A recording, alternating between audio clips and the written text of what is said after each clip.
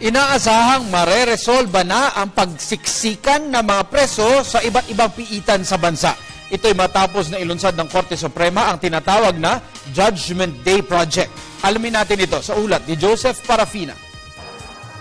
Pinangunahan ni Court Administrator Justice Midas Marquez ang pilot testing ng Judgment Day Project sa Manila City Jail. Nasabing proyekto ay kasabay na dinaos sa lungsod ng Quezon, Angeles City, Cebu City at Davao City.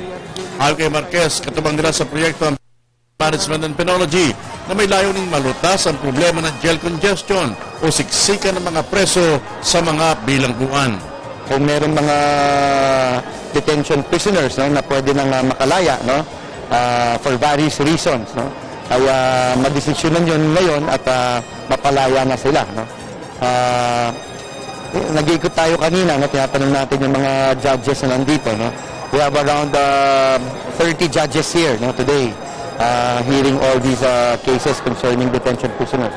At marami sa kanila na nakapag-desisyon na mapalaya ang mga inmates. Sa ilalim ng proyekto, direktang nagtungo sa mga city jail ang mga hukom para magsagawa ng pagdinig at magdesisyon ng mga kaso na maaari namang magbigay daan para mapalaya ang ilang mga preso na wala namang kasalanan.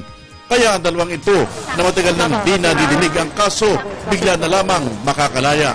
Mabagal ang proseso rin Ganoon mo ang promulgation namin inabot ng 1 year and 10 months na bago kami yung promulgation. Nakatarong mo ba yun? The 1 year to 10 months, may mga pamilya naman kami. Nakakulong ako rito, elementary pa lang yung mga anak ko. Ngayon, first college na, criminology. Nagpapasalamat din ako sa itong pangyayari ito dahil napabilis yung namin pagkaya.